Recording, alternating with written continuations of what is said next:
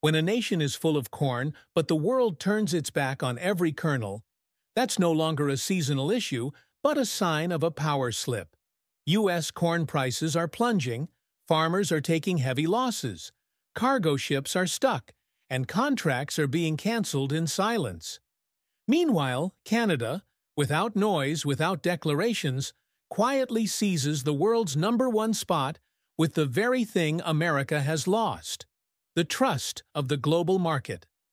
What made U.S. corn get scratched off the world's dinner table, while the maple leaf gets paid 30% more simply for being clean? Corn is no longer gold. If there has ever been an economic symbol in which rural America placed its trust for decades, it was corn. Not just a staple crop, corn was once a promise of stability, a ticket for farmers to get through hard seasons, a form of agricultural gold stretching from Iowa to Indiana. But in the summer of 2025, that gold is turning to lead. Corn prices across the Midwest are sliding down to $3.50 per bushel, lower than the bare minimum harvest cost. This is no longer a normal market fluctuation, but a ripened silent crisis born from a string of policy decisions and strategic missteps, where frontline farmers are the first to pay the price. On farms around Des Moines, harvesters sit idle like rusting metal heaps under the July sun. Not because the crops failed, but because they were too good. Too much corn, too few buyers. Kernels burst open in the rain like a moldy metaphor for the market, piling up in silos no one dares to unload. Because harvesting now doesn't mean income, it means more debt. A farmer in Shelby County calculated, if he harvests his entire acreage, he'll lose an additional 27 cents per bushel, just due to the costs of waiting for a ship, storage, and inspections, costs that now exceed the selling price. The question is no longer how much profit this year, but should we even harvest or just walk away? Corn used to be a point of pride. Now it's a burden. Inside each kernel lies prepaid fertilizer, looming bank loans, tuition promises for children, and the expectation of sustaining an entire small community. But now, all of it is unraveling in ways no one in the industry was prepared for. Trust in the market has vanished. No one to sell to, no one willing to buy, and no agency stepping in time. Harvest season has arrived, but the dollars remain buried underground. Local cooperatives, long the backbone connecting farmers to processors, are now straining to stay afloat. They're refusing to take in more corn, not because they're out of space, but because there's no way to move it. Some have hung signs halting purchases altogether to avoid the mess of dumped grain. Meanwhile, rural ag banks report loan default rates at their highest since the 2008 crisis. The credit income production reinvestment cycle is breaking at every link, and when that cycle stops spinning, an entire local economy begins to suffocate. This financial disaster doesn't end at the edge of the fields. It seeps into every small diner, roadside gas station, and retail shop in agricultural towns that live and breathe the crop calendar.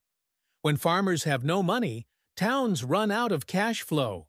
When corn prices can't cover loans, banks are in trouble. When corn trucks stop rolling, the whole supply chain stalls. Many shops in Fremont, Nebraska, now close early, 6 p.m., not from a lack of goods, but from a lack of customers. A diner in Hastings shuts the grill every weekend, not from ingredient shortages, but because there aren't enough patrons to turn on the stove. The scariest part isn't the price drop, it's the feeling of abandonment, a feeling longtime farmers describe as standing in the middle of a storm no one warned us about. No alerts, no exit, just costs quietly stacking up. Each day waiting on shipping, each inspection round, each call declined for a purchase order. America, once the corn king of the world, is now watching that crown slip away. Not because of lost yields, but because of lost trade position and consumer trust. Meanwhile, the global market keeps moving, but not waiting for the U.S. billion-dollar contracts are being signed elsewhere. And Americans, once proud to feed the world, are now facing the danger of not being able to feed themselves. Corn, the symbolic crop of Midwestern prosperity, has now become evidence of a system in decay, not due to nature, but to outdated policy and strategy in a new world that demands transparency, sustainability, and fast adaptation. A country can survive one bad harvest. But if the agricultural economic model is cracking from the roots, then the crisis isn't just inside the kernels. It's embedded in every social structure surrounding them. And when farmers can no longer live off the very land they sow, the true fear isn't the financial loss. It's the loss of direction for an entire civilization of agriculture that once stood as a pillar of America's spirit. The train left behind in New Orleans. No one expected that the golden corn kernels from the heart of America would be sent back to their origin. Along the Mississippi River Highway, once the lifeline of exports that fed the world. But in 2025, as the whistles of agricultural cargo ships faded at the port of New Orleans, the pain of farmers no longer lay in the fields, but in policy. An invisible web of confusion has trapped the journey of U.S. corn exports, turning each container of goods into an object stuck between protectionist decisions, tariffs, and tangled administrative procedures. From Iowa to Indiana, the corn had completed its biological mission. It sprouted evenly, firm, and up to standard. But it was never celebrated as a bountiful harvest because it never reached the buyers. In the Gulf of Mexico region, over 180 cargo ships were anchored, not due to weather, but due to lack of documents, lack of inspections, lack of containers, lack of everything except corn. Throughout February and March 2025, reports from the U.S. Department of Agriculture, USDA, showed barge traffic on the Mississippi River down 16% compared to the 5-year average, a figure that may seem to only impact logistics, but in fact signals fractures in the entire export chain. It all started with a simple blow: tariffs. After the White House imposed fees of up to $1.5 million per trip on cargo vessels built in China, which were the main carriers in the Gulf of Mexico, transportation costs skyrocketed by 25%, wiping out nearly $930 million a year from corn export budgets. But that was only the first cut. The second came in mid-March, the pesticide residue inspection policy, raising the sample testing fee from $57 to $81 per lot, a 40% increase in a single crop cycle. Without the green seal confirming safe residue levels, U.S. corn shipments could be rejected mid-ocean, turning million-dollar contracts into worthless paper. U.S. corn hasn't deteriorated, but the journey to get it out of the country has become so tangled it's paralyzed. In New Orleans, port congestion wasn't just due to ships, but to the lack of empty containers returning. Shipping companies were no longer interested in agricultural goods at risk of being turned back. Ships waited endlessly for a green light for clearance, causing millions of tons of corn to be returned, according to Reuters. And with every day of delay, growers lost more money. Each bushel lost 27 cents just from waiting for a ship that never left. But the issue isn't just about costs. It lies in how the system is designed and how it makes itself difficult. The extended inspection procedures weren't because of demands from partners, but due to overlapping and fragmented regulations at home: USDA, FDA, FGIS, EPA. Each agency has its own standards, its own evaluation methods, its own forms, yet together they create a maze that no corn kernel can easily pass through. Meanwhile, major importing countries, from Mexico to South Korea to Europe, began changing their purchasing standards. They now require products that are clean, green, transparent, and fast. America, with its complex bureaucracy and lagging infrastructure, can no longer keep up. U.S. containers are stuck, while Canadian corn, tracked via blockchain from seed to shipping port, passes quarantine in just one-third of the time. As a result, many importers are walking away. Asian companies that had long-standing ties with Illinois and Minnesota began cutting orders, opting instead for partners who could deliver on time, rather than used to be number one. A representative from a Japanese animal feed conglomerate reported they canceled 12 shipments of U.S. corn in April due to the lack of non-GMO certification and properly timed residue reports. The U.S. corn train was once a proud symbol of an agricultural economy, but now it sits idle at the docks, a painful reminder that the cost of protectionism and bureaucratic chaos is not just measured in dollars, but in forgotten harvests. When shipments can't leave the port, the entire agricultural economy grinds to a halt. And in that stasis, Canada quietly stepped in to take over. Not through better yields, but through on-time delivery, transparent testing, and synchronized paperwork. A system built to function in the 21st century, while America still fumbles with habits of the past. And so, each train left behind doesn't just carry corn. It carries the reputation of a nation that once fed the world with its golden fields, the green passport of grain. A shift in global leadership never begins with fireworks or loud declarations. It usually starts quietly, in the small print of purchase contracts, in what seem like technical changes that are enough to redraw the trade map. And in 2025, the grain world has officially changed its standards without asking for America's opinion.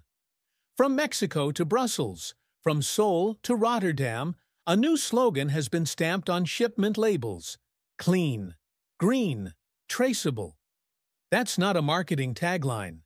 It's a mandatory condition for grain to be allowed onto the world's dining tables. When Mexico, one of the biggest importers of U.S. corn, issued a ban on genetically modified corn in February, many in Washington believed it was just a symbolic gesture. But they were wrong. Within just a few weeks, Europe and Asia began copying this model into their grain import contracts, turning it into a soft standard that, in reality, holds more power than any tariff. A shipment of corn, no matter how cheap, is meaningless without three documents: a non-GMO certificate, a chemical residue test, and, most importantly, proof of the carbon life cycle from seed to warehouse. America doesn't lack corn, productivity, or technology, but what it lacks is a unified, transparent, and globally trusted certification system. With over 92% of corn acreage planted with genetically modified varieties, the U.S. has practically disqualified itself from contracts requiring pure seed. This isn't because the world has turned its back on science, but because global consumers have evolved. They don't just care about nutritional content, they care about origin, environmental impact, and the ethical footprint of each product. In that context, Canada has emerged as a model nation for agricultural transparency. Without fanfare, Ottawa launched Prairie Trace, a blockchain platform that tracks grain from seed to dock, allowing shipments to declare every detail: seed variety, planting location, pesticide type, water usage, carbon emissions, and transportation journey. It's not just technology, it's a green passport that allows Canadian grain to bypass new technical barriers rising at ports around the world. In particular, Canada's 3 no's approach: no GMO, no glyphosate, no emissions above the EU's RED II threshold, has left trade partners with no hesitation. When choosing between a cheaper U.S. shipment with unclear data and a pricier but transparent Canadian one, they choose Canada, because the cost of rejection, retesting, or public backlash over toxic residue is always higher than any price gap. The U.S., by contrast, is still stuck in a maze of bureaucracy. Efforts to implement blockchain traceability are scattered, inconsistent between states, and lack federal support. Instead of building a national standard to meet global demand, federal agencies continue the old pattern of fragmented inspection, certification, approval loops. This leaves even willing American farmers isolated in a system that doesn't give them the tools to compete internationally. What's more, new markets aren't just asking for clean grain. They want an ethical story attached. They want to know that the corn came from a farm that doesn't exploit labor, doesn't clear forests, and doesn't overconsume resources. And Canada understands that. Ottawa requires every farm participating in the traceability system to follow the National Sustainable Agriculture Standard, a set of criteria that meets both EU requirements and aligns with the UN's Sustainable Development Goals.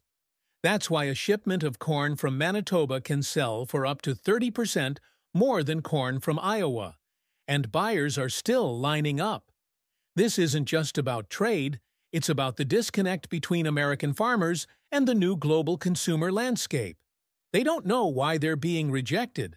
They only know that prices keep dropping, contracts keep disappearing, while Canadian farmers, planting the same crops in the same climate, are being welcomed as strategic suppliers. The game of the 21st century is no longer about how much you can produce, but what you can prove.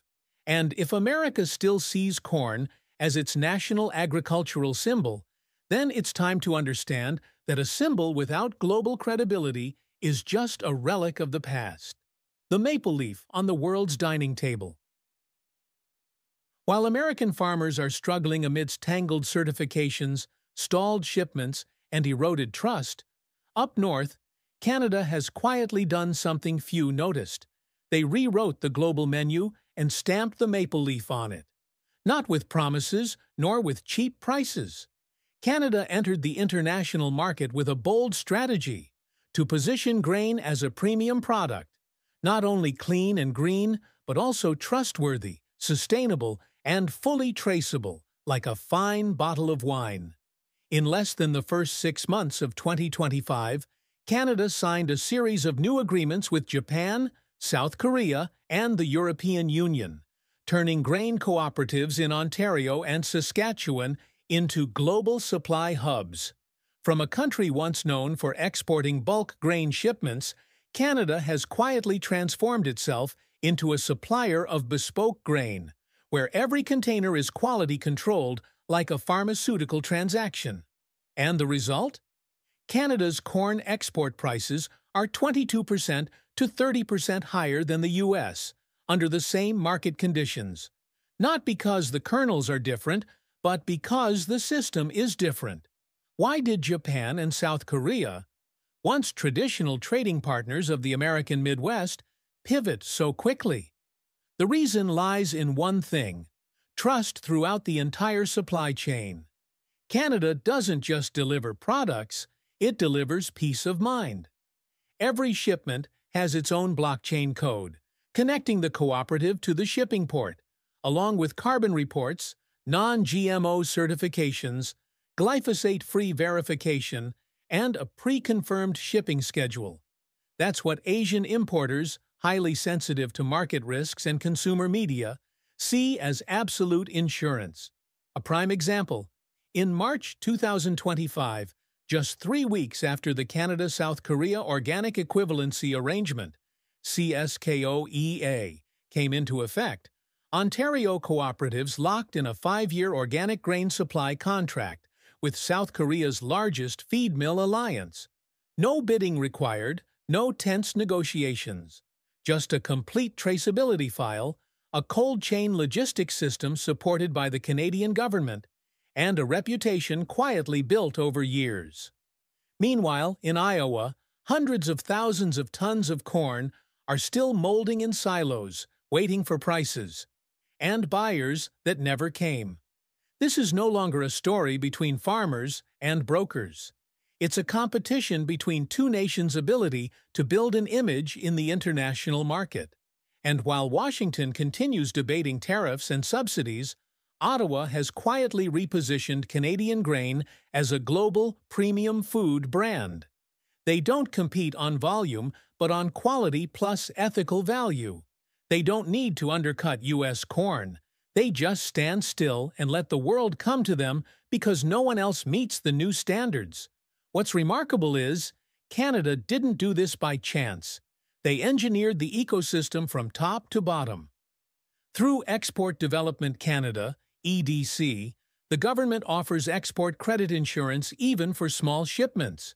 They reimburse up to 50% of cold chain logistics costs if the grain needs to maintain a low-carbon certification. Cooperatives have access to a unified digital platform to report RED2 data and comply with EU carbon standards.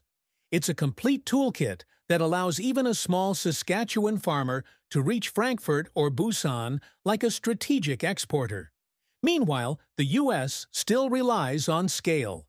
But that advantage is losing weight as the market shifts. Much like the transition from gas-powered to electric vehicles, the global grain sector is moving from buying cheap in bulk to buying right, fully traceable, sustainably long-term. And in that shift, Canada isn't just catching up, they're leading. A container of corn from Manitoba today isn't just a commodity. It's a declaration. I come from a farm with nothing to hide. And in an era full of skepticism around food safety, the world is choosing trust as a core value. While American corn is scrutinized kernel by kernel, Canadian corn is welcome to the table. No explanation needed. The change isn't in the seed, it's in the system behind the seed. And if America doesn't learn how to build a system that speaks on behalf of its farmers, the global dining table will increasingly lack harvests from the Midwest, and the maple leaf will continue to dominate premium menus across the planet. When the heart of American agriculture stops beating, corn prices drop, contracts vanish, ports clog. But perhaps the most serious sign doesn't lie in market fluctuations, but in the changing colors of once prosperous towns in the Midwest, places once known as the Corn Belt, gradually turning into economic gray zones. A paralysis not loud, but aching, not due to a seasonal storm, but from the prolonged slide of a market structure beyond the farmer's control. And when corn, the vital symbol, is underpriced, stuck, and rejected, everything that depends on it begins to collapse layer by layer. In Shelby, Iowa, people no longer talk about corn. They talk about rusting John Deere harvesters listed on Craigslist like liquidation items of faded agricultural dreams. Not because people don't love the land, but because they no longer have the money to live with it. The average cost of harvesting 1 acre of corn in Iowa is now around $165.75, while the local buying price in Cedar Rapids is only $3.74 per bushel. A simple but brutal equation. The more you harvest, the deeper the loss. The situation is so dire that Reuters reports some farm households are holding back up to 90% of their corn yield, because selling means recording a real loss on the books, a blow not only to finances but to dignity.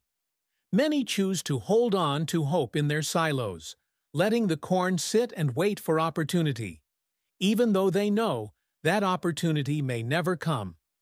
Meanwhile, the local logistics layer, truck drivers, gas stations, grain scales, storage sites, is dying along with it.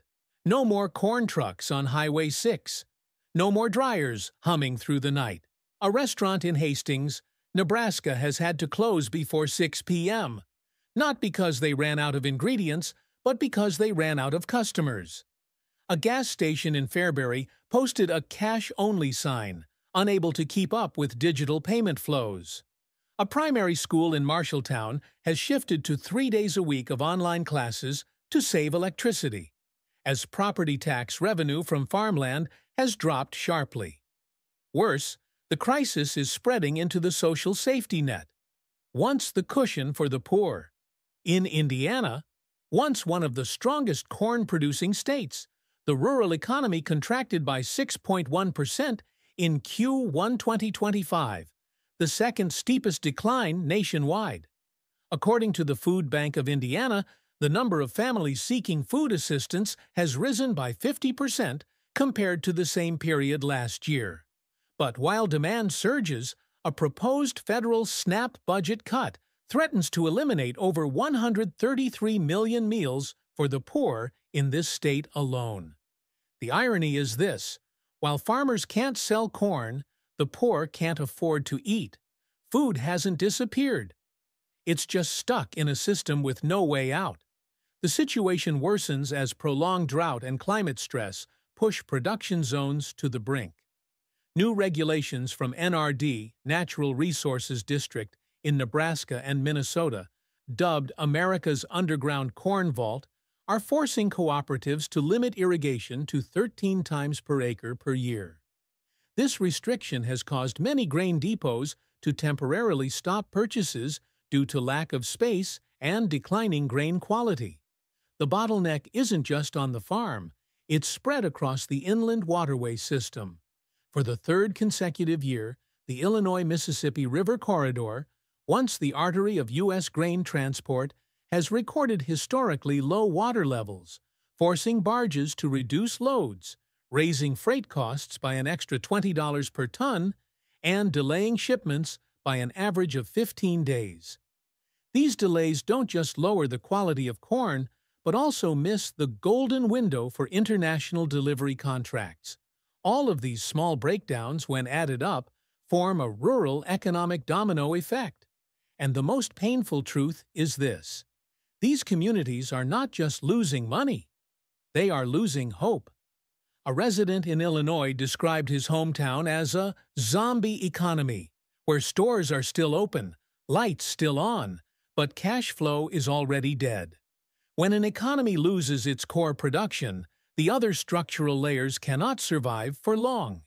And if corn, the crop that once fed not just America, but powered its export prestige, is now causing schools, hospitals, diners, and belief in the rural future to collapse, then this is no longer the crisis of an industry.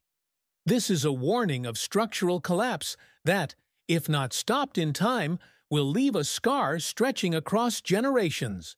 When the export compass turns north. An economy doesn't die overnight. It slips quietly, one habit replaced at a time, one route abandoned after another. And then, one day, when people look back, they realize everything has shifted. That's exactly what's happening to the U.S. grain sector, especially corn, in the summer of 2025.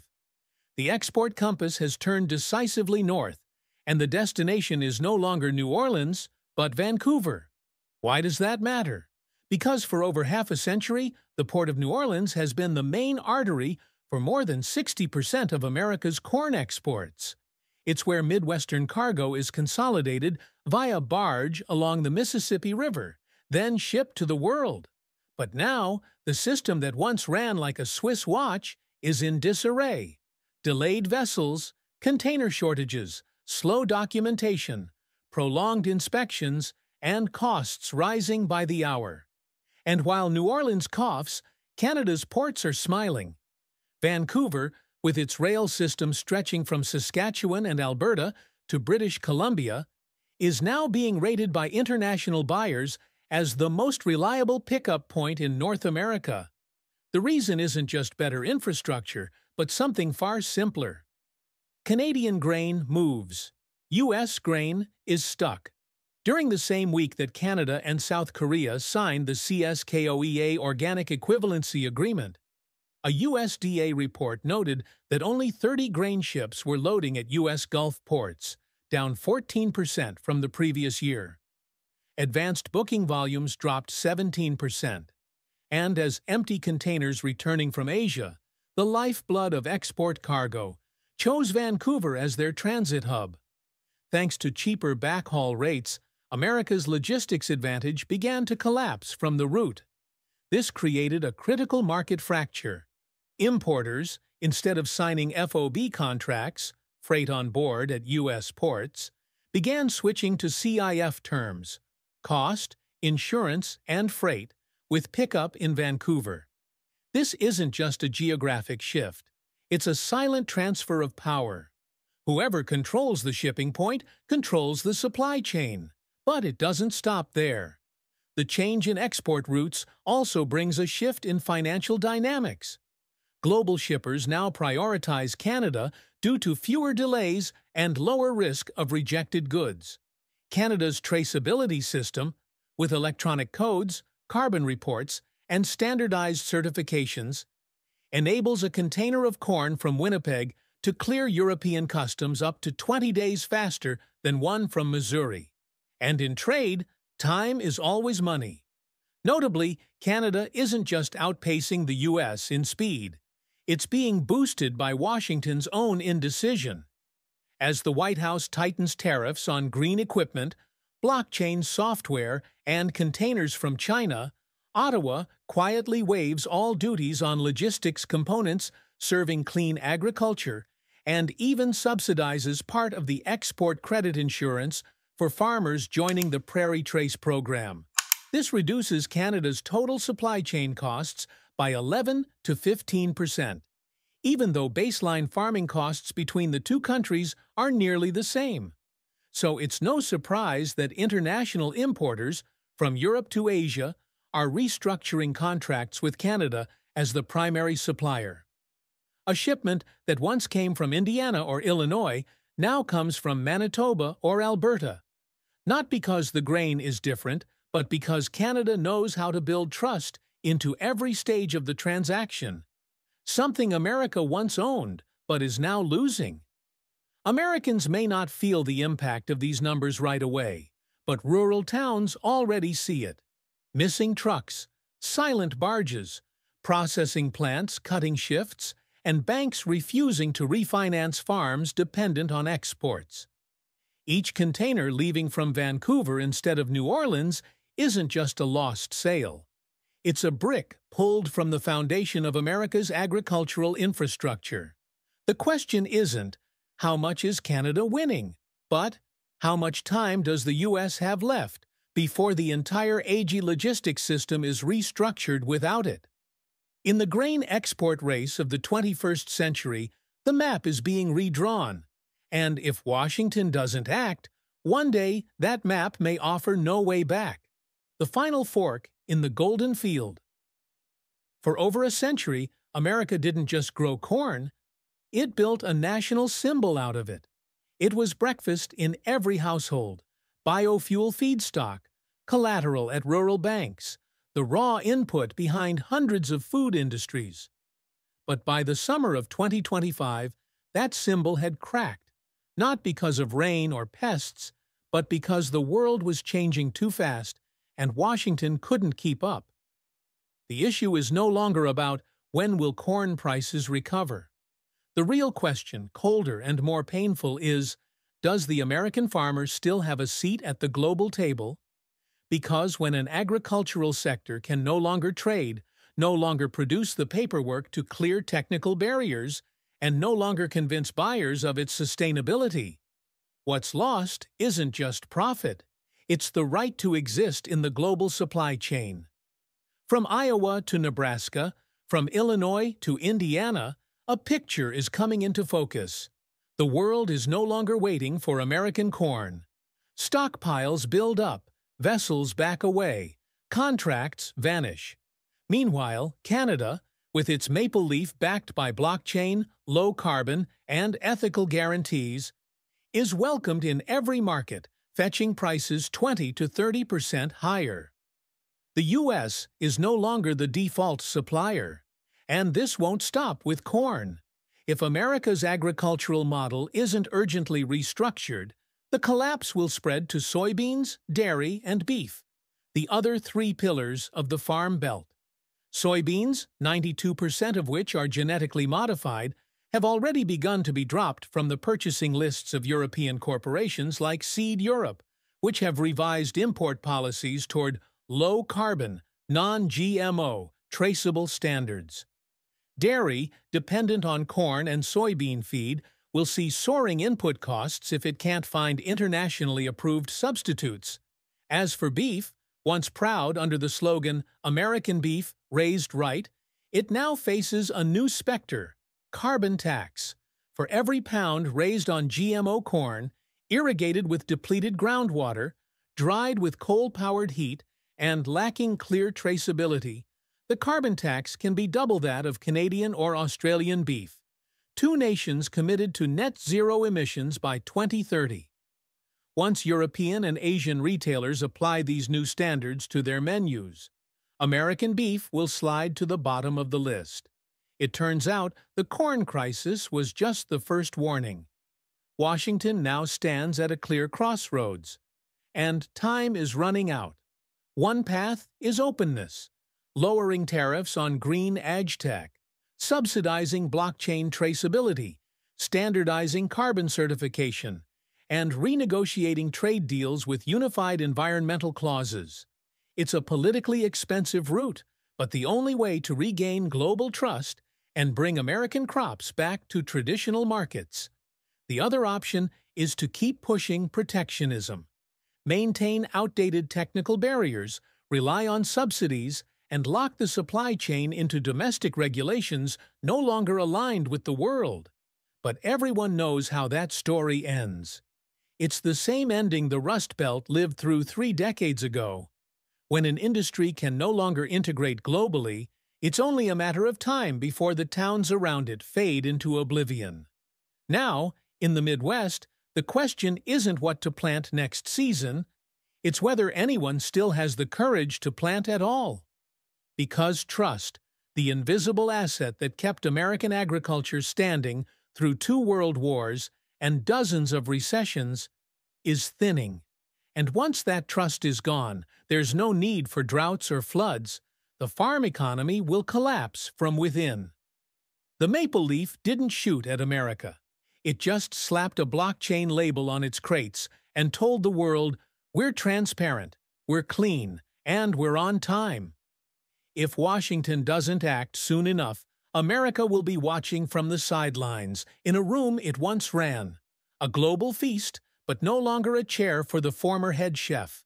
And by then, the corn won't be a source of pride, but a relic of a golden era that failed to adapt to the new century.